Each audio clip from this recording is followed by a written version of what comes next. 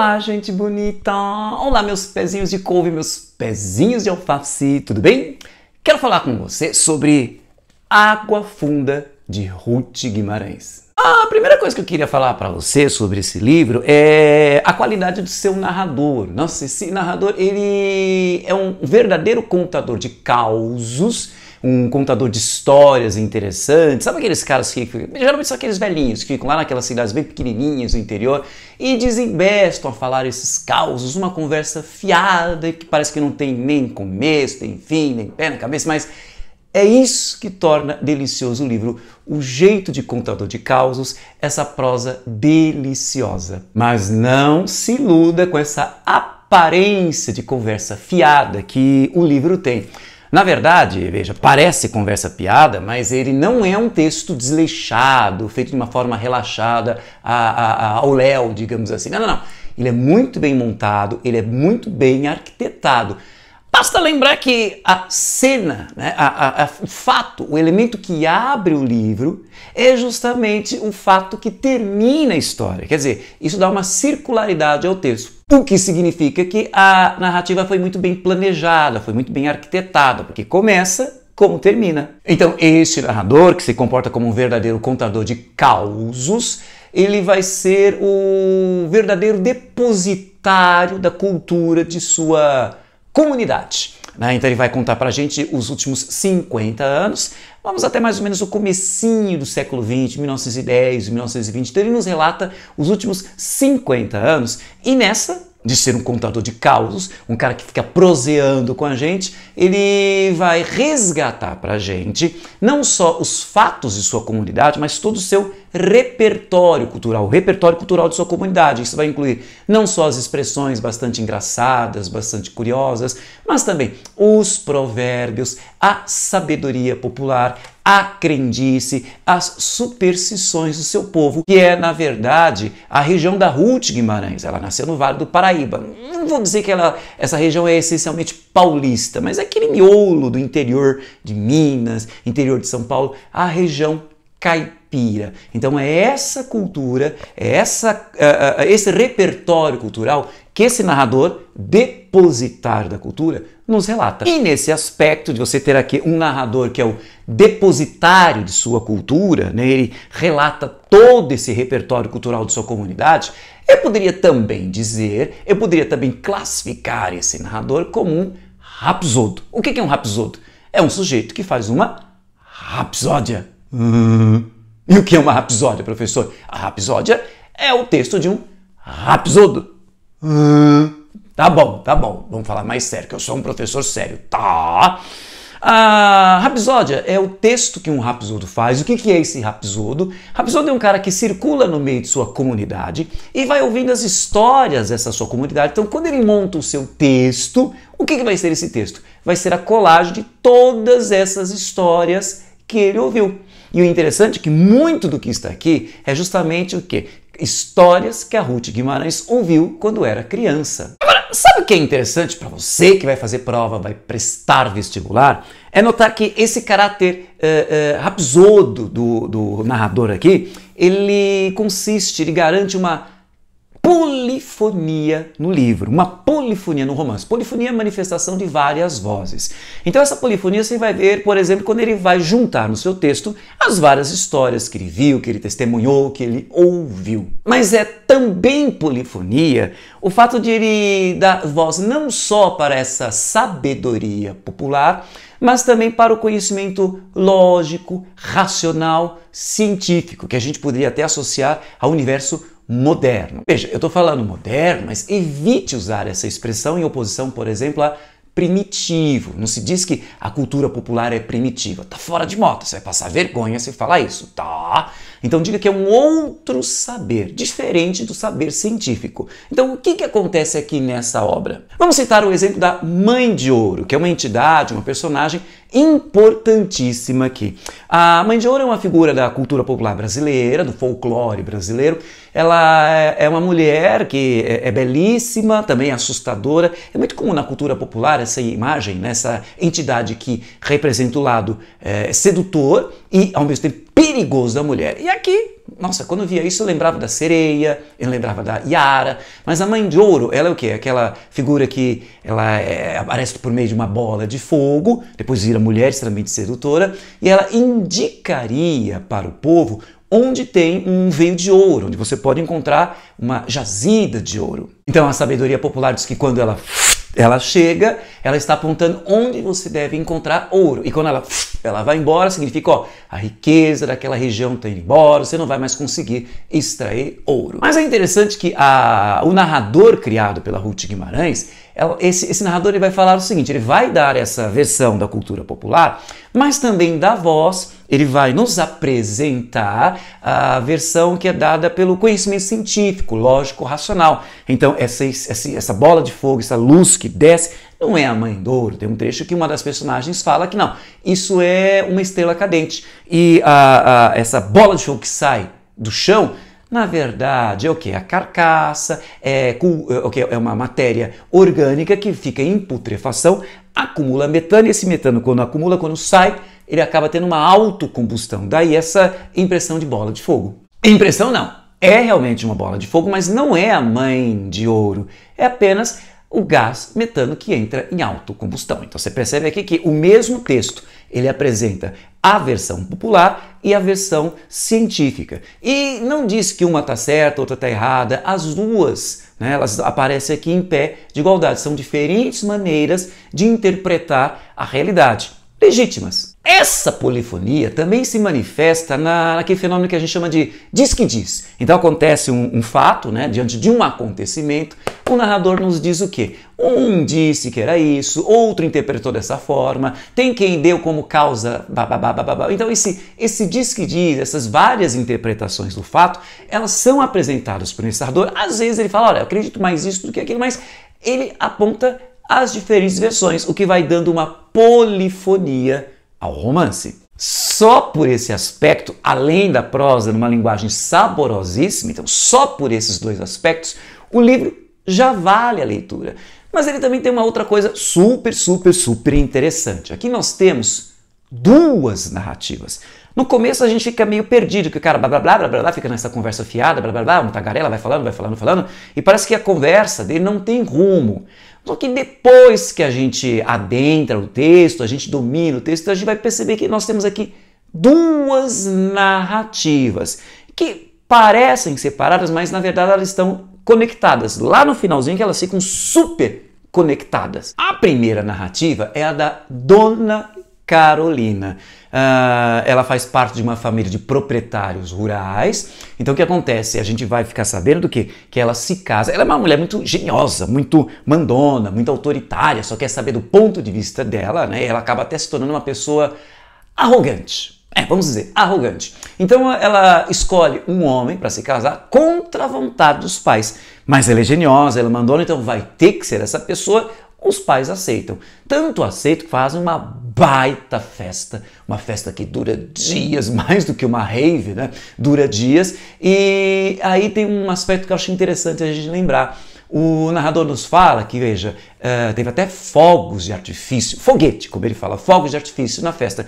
O que nessa viradinha do século XIX para o século XX, nessa época escravagista, era um fenômeno. Então o narrador nos traz um provérbio que carrega uma sabedoria popular. Quer dizer, festa, qual é o provérbio? Festa que tem foguete termina em porrete. Bom, festa que tem muita ostentação vai dar em briga. No caso, não deu em briga, mas o porrete, bom, se não teve porrete, teve o quê? Desgraça nesse casamento. O casamento não foi bom. Por isso, outra superstição, no quarto Dona Carolina, né, antes do casamento, apareceu sobrevoando um beija-flor.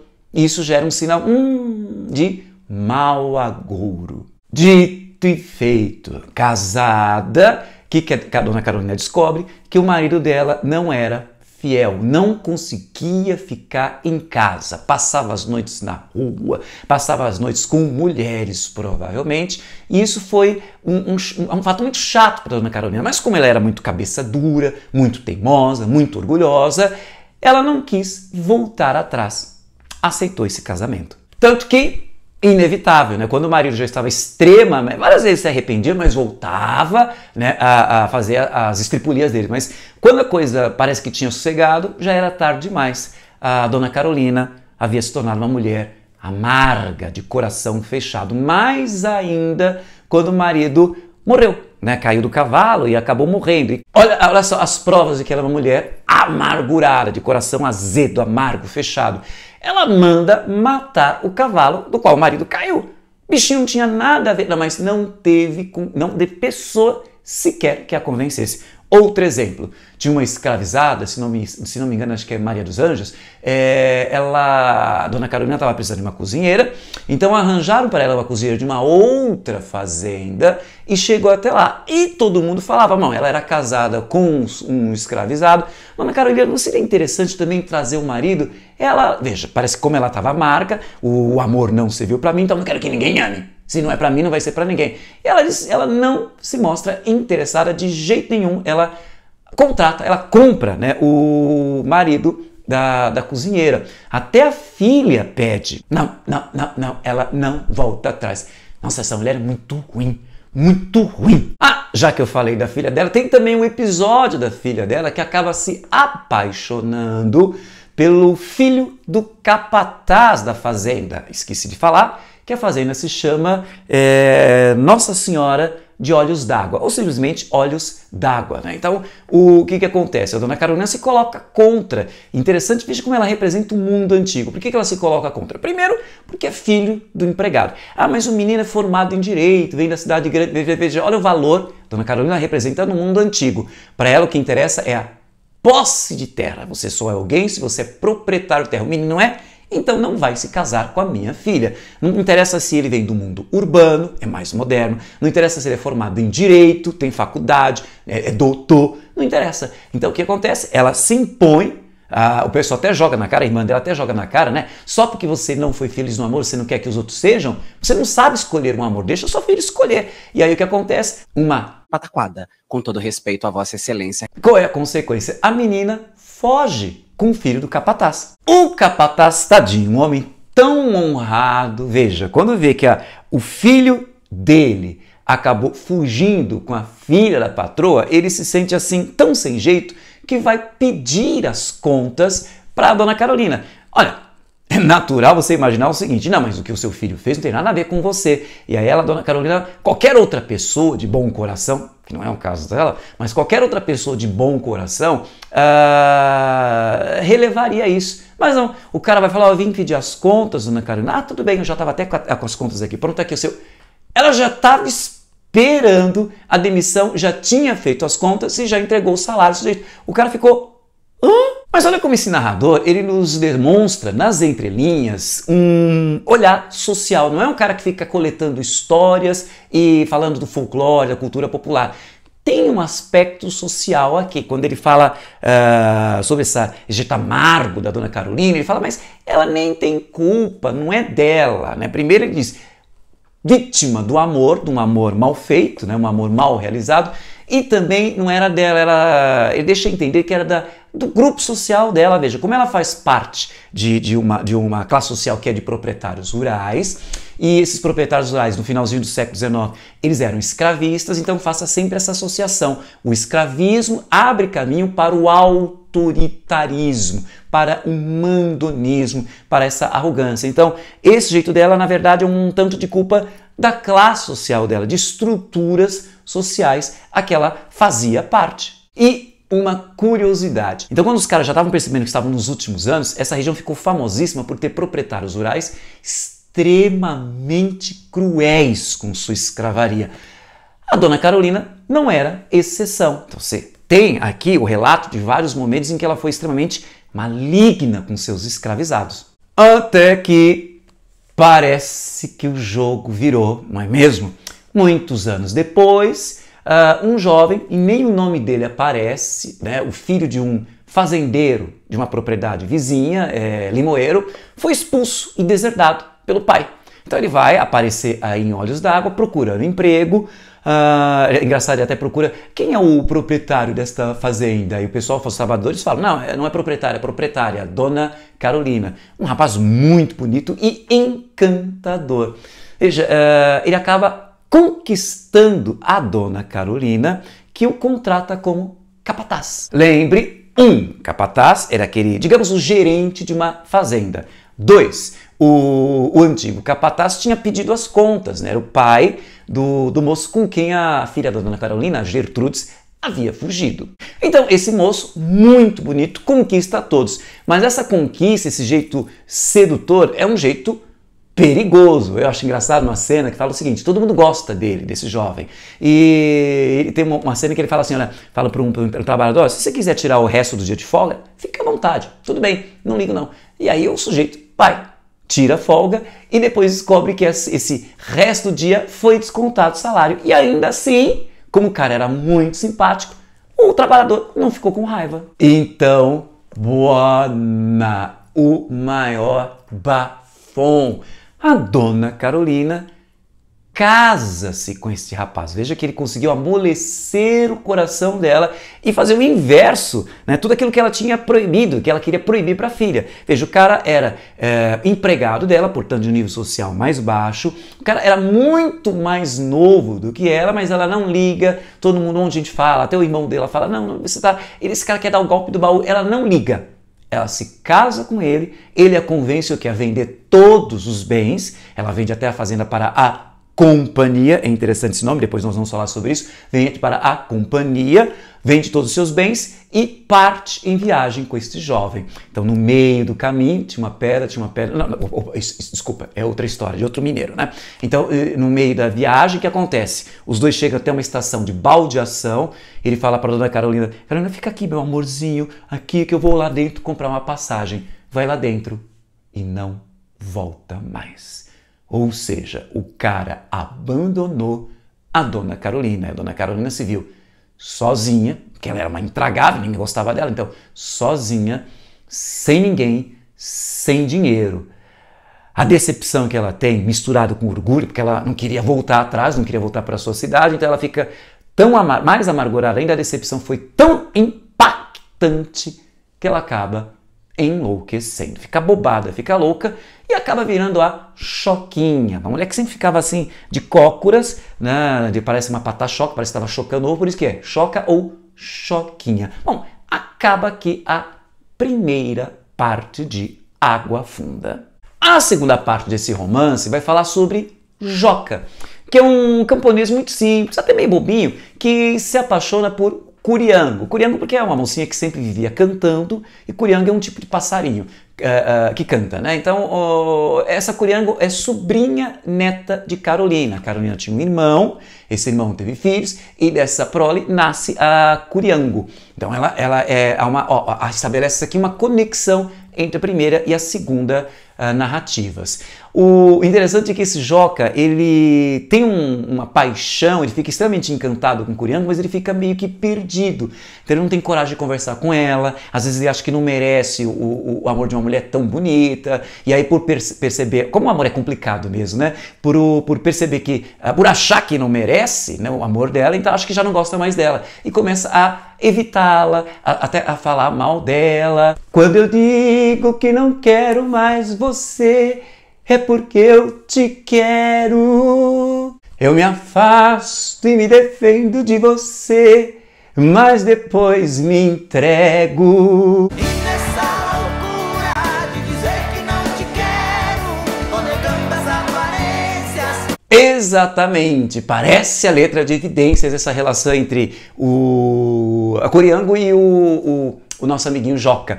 E aí o que acontece? Ele, nessa crise danada, nossa, ele desanda e vai pro fundo do poço. Então ele se entrega ao jogo, à jogatina, né? Ele vai se relacionar com uma mulher de uma reputação duvidosa, que acho que é Mariana, o nome dela, vai se entregar à bebedeira, e nessas confusões ele acaba até sendo preso, ele foi pro fundo do poço, tudo justamente porque é o amor.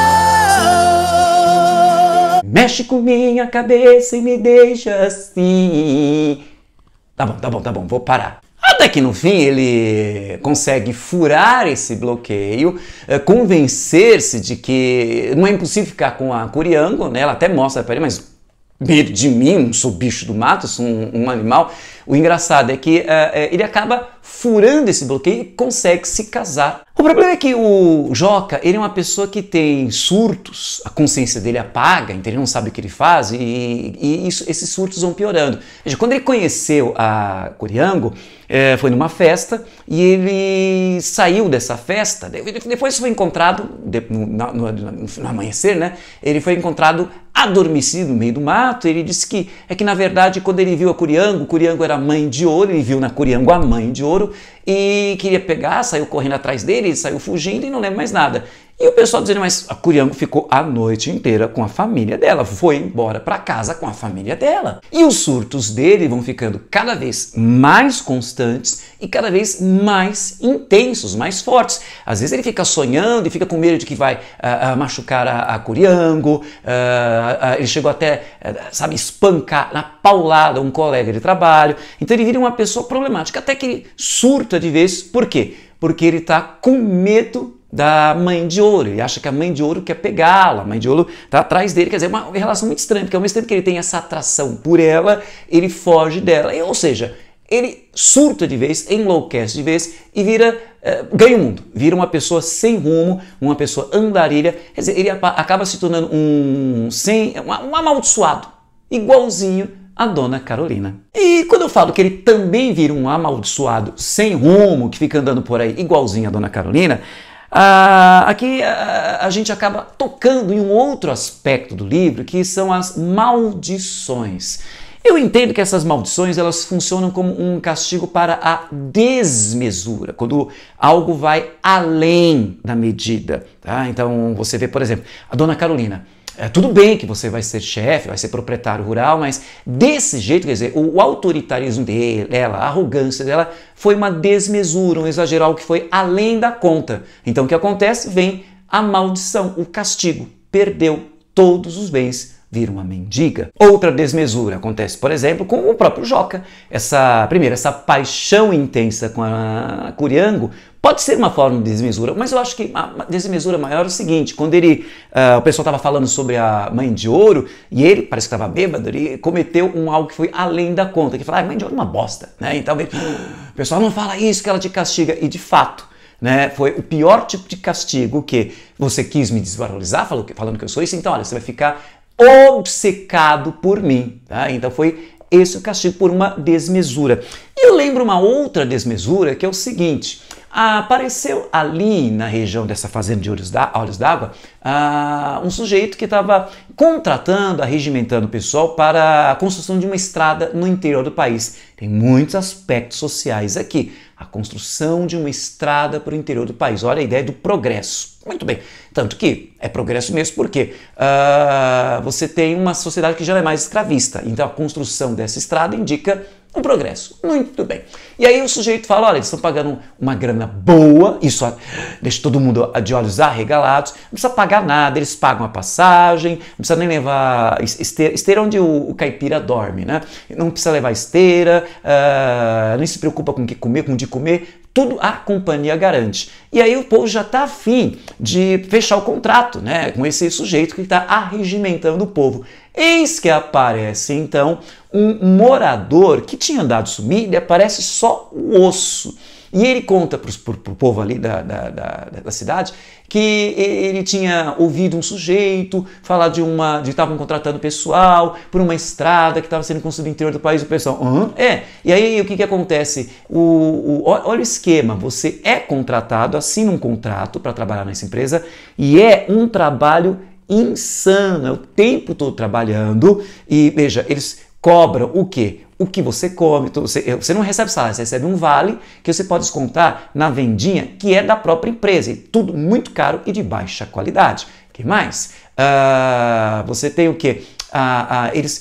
Se você não estiver satisfeito, então o que você tem que fazer? Foi o que aconteceu com esse personagem, com esse cara. Vai pedir as contas, então você tem que pagar tudo que a companhia pagou. A alimentação, até a roupa que foi lavada, a cama, a viagem, e descobriu que estava devendo 2 salários. Ou é isso, ou é preso. Sabe o que é isso, né? Isso é uma mão de obra em regime análogo à escravidão, que é algo muito comentado, infelizmente, ainda hoje. E quando o nosso amiguinho conta essa história e os outros, né, da cidade ouvem isso, peraí, mas é o que esse cara lá para a cidade está fazendo, né? Ele tá tentando nos enganar. Então o povo vai para cima do sujeito, espanca o sujeito, a raiva é geral.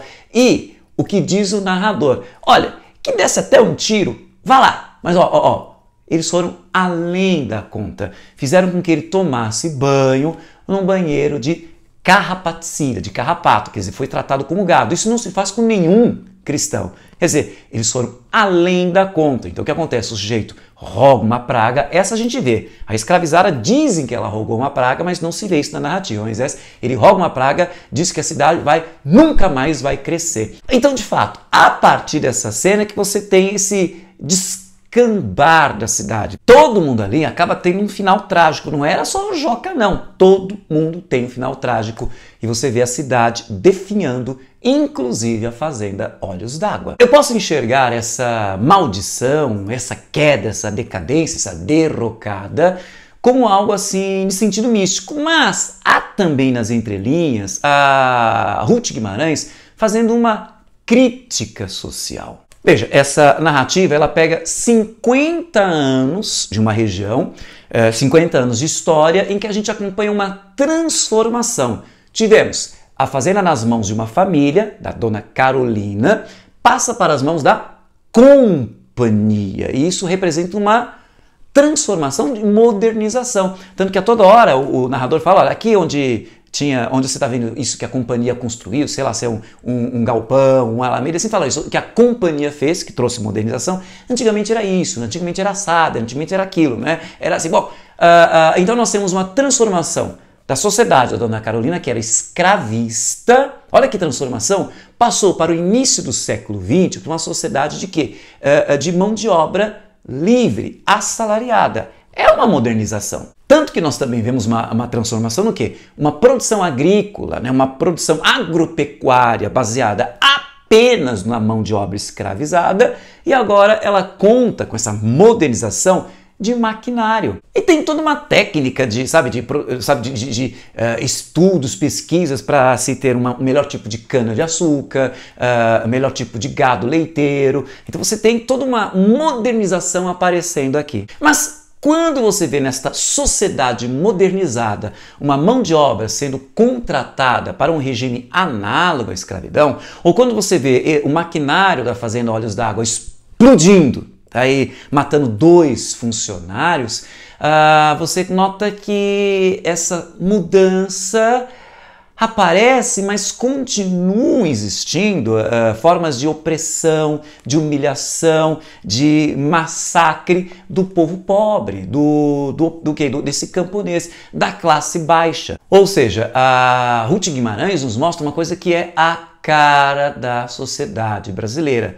Sabe, você tem muitas transformações, muitas inovações, muitas agitações sociais, e aí tudo parece que muda e o tempo vai passando e voltamos com a mesma sociedade de opressão, de humilhação, de exploração. Quer dizer, muda tudo para continuar o mesmo. Então talvez daí venha o título do livro, Água Funda, porque tem um trecho que o narrador nos fala o seguinte, sabe, Dona Carolina fez o que fez, né, mudou completamente a vida, foi uma coisa espantosa e hoje, né, água que vai, água que vem, tudo, acho que ninguém mais se lembra dela, quase ninguém mais, jovem já não lembra mais dela, quer dizer, tudo continuou no mesmo.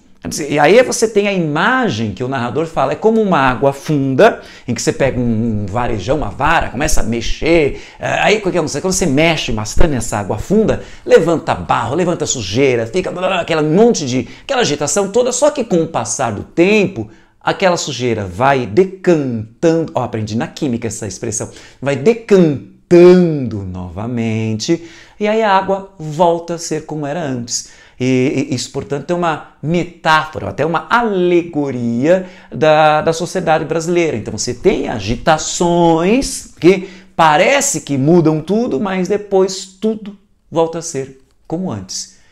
Tudo muda, para continuar tudo igual. Enfim, esses são os elementos mínimos que eu queria que você guardasse sobre Água Funda de Ruth Guimarães. Espero que meus comentários, minhas orientações tenham sido úteis. Se você gostou, curte aí, deixe um comentário e compartilhe em suas redes sociais, porque conhecimento é para isso mesmo, é para ser compartilhado. E não se esqueça de se inscrever em nosso canal e de ativar o sininho para ficar sempre sabendo em primeira mão de nossas novidades. Um beijo, sabor, água, sei lá, água com gás, que eu adoro, né? E até o nosso próximo encontro.